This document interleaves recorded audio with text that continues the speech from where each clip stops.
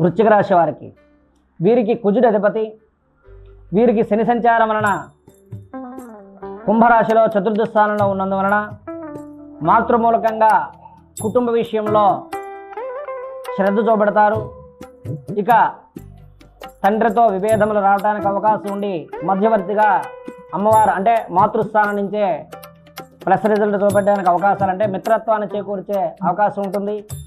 మీపై అధికారులతో సంయమనం పాటించినట్టయితే మీ అధికారులు మిమ్మల్ని ఉత్తీర్ణత అంటే ఒక ఉన్నత స్థితికి చేకూర్చే అవకాశాన్ని మంచి మంచి అధికార మిత్రత్వాన్ని ఇస్తారు. దానివలన అభివృద్ధిలో ఉంటారు. అలాగనే ఎదుటివారిని మనం విమర్శనాత్మకంగా లేకుండా ఉంటే జీవితం అంతా సామాన్యంగా ఈ వారంలో ఉంటుంది.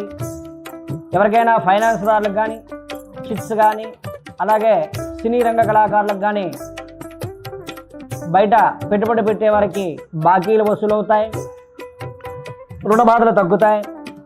వీరు కృషి శ్రద్ధ ఉంటే అన్ని రకాలుగా ప్రయత్నం చేస్తే అంత బాగుంటుంది. ఎందుకంటే కృషితో నాస్తి దుర్భిక్షం అన్నారు పెద్దలు. కాబట్టి ఏదైతే మనం చేసే పని మీద శ్రద్ధావాన్ లభతే జ్ఞానం, శ్రద్ధ పెట్టినట్టయితే దాని ద్వారా వచ్చేటువంటి ధనాదాయం బాగుండి వీరు వృద్ధిలోకి వస్తారని.